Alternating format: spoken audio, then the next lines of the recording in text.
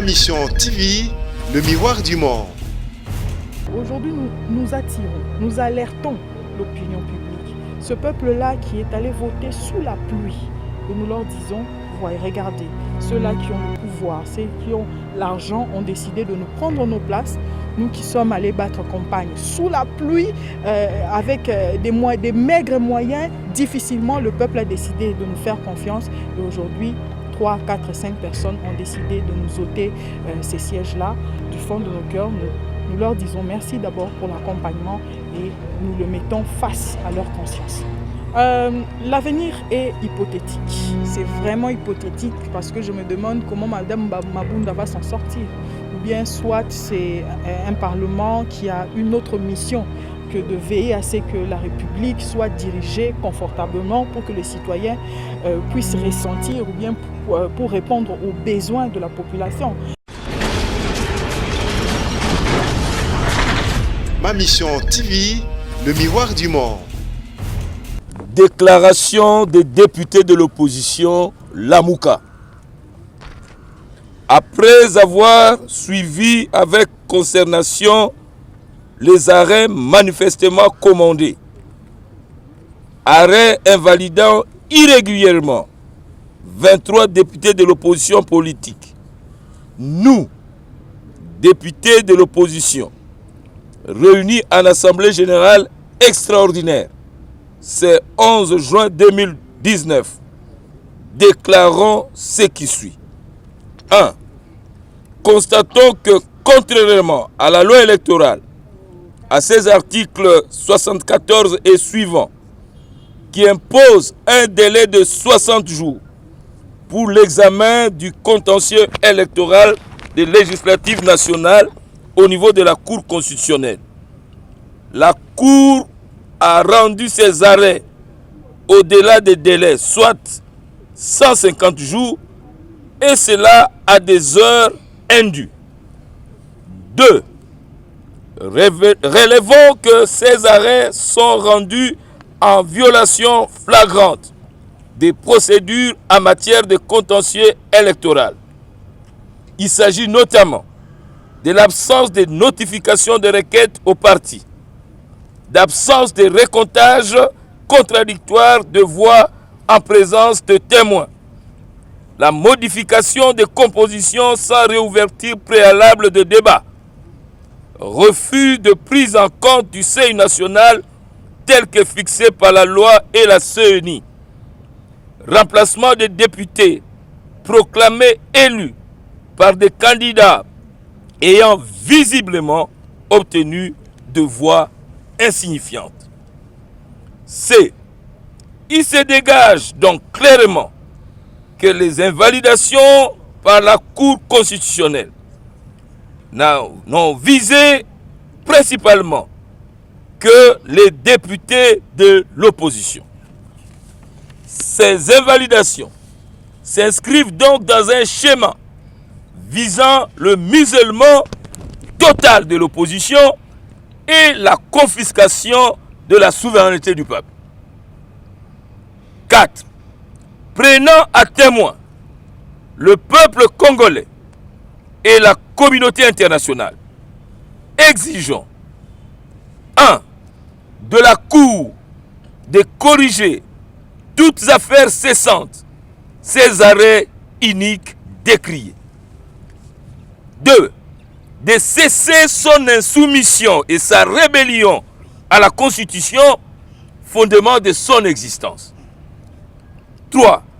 D'exercer sa mission constitutionnelle en toute indépendance et impartialité, à l'exclusion de toute instrumentalisation. 4.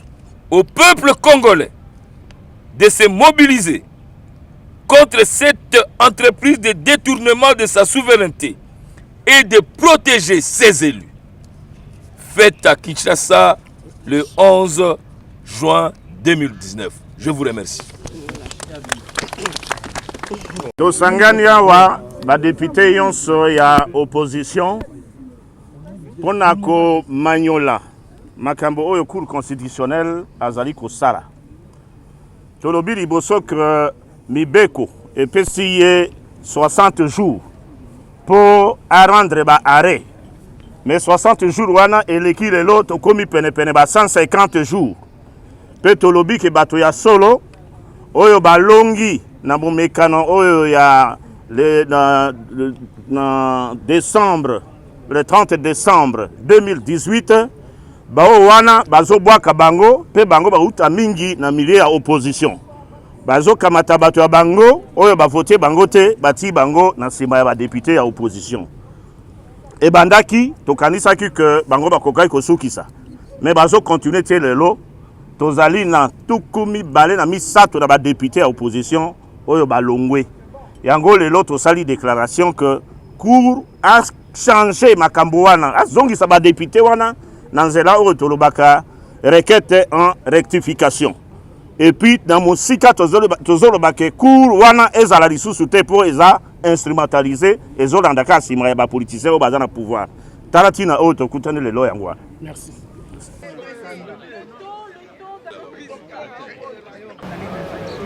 Il y avait une liste et même on était les gens qui ont remarqué, c'est-à-dire même à l'Assemblée, nous étions un groupe où nous ne pouvions pas à l'époque s'épanouir parce que chacun avait peur des SMS qu'il recevait pour nous dire qu'on sera invalidé. Et aujourd'hui ça s'accomplit. Peu à peu, les noms qui étaient jadis sur cette liste sont en train d'être invalidés.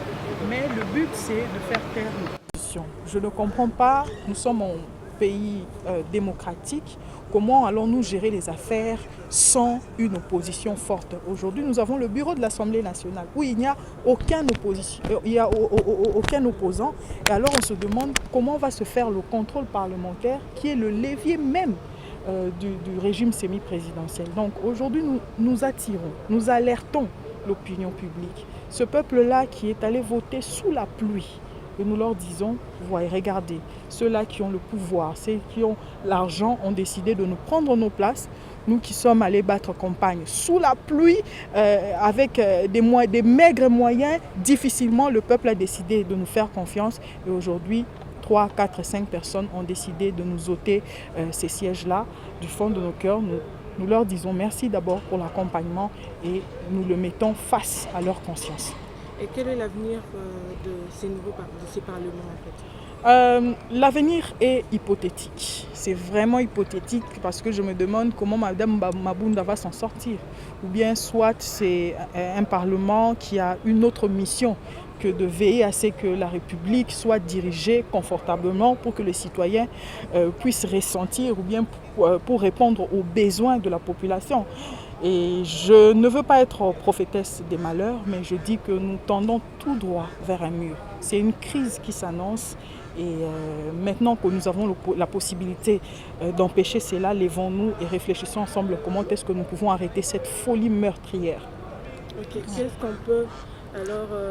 La troisième question, qu'est-ce qu'on peut espérer d'un Congo d'aujourd'hui par rapport à tout ce qui se passe maintenant, de l'invalidation de tous ces députés? Moi, je suis partisane d'une nouvelle génération en politique. J'avais fait une émission dernièrement où je disais que la société, le Parlement, la justice congolaise étaient inféodés et aujourd'hui tout le monde me donne raison.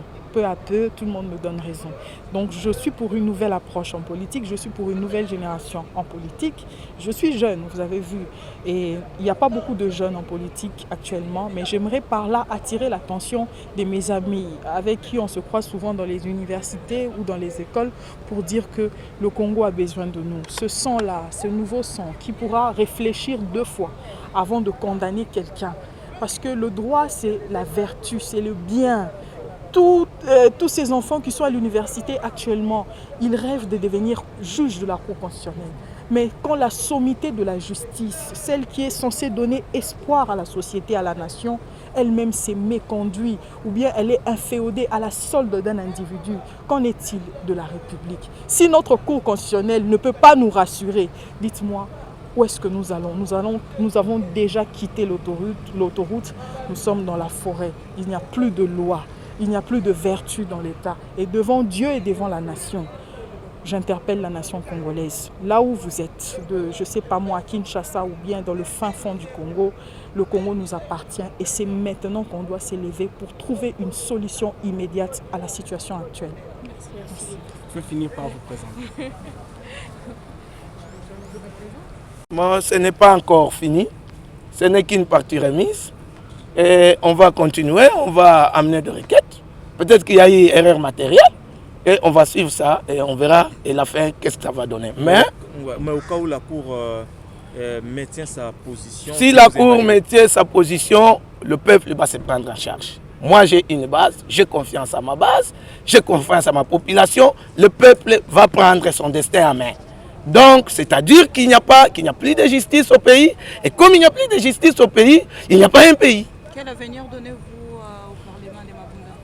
Vous savez que je ne vois pas qu'il y aura des parlements. Parce qu'aujourd'hui, là, si même nous on est là, si même nous on partait, mais il n'y a pas de parlement. Il y a un parlement de gens nommés par le FCC, nommés par la Cour constitutionnelle.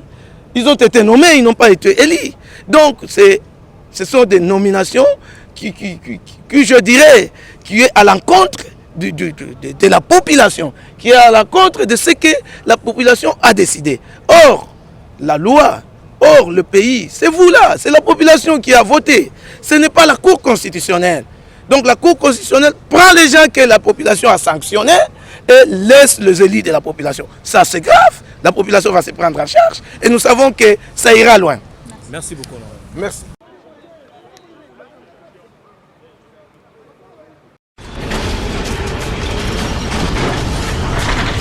Ma mission TV, le miroir du monde.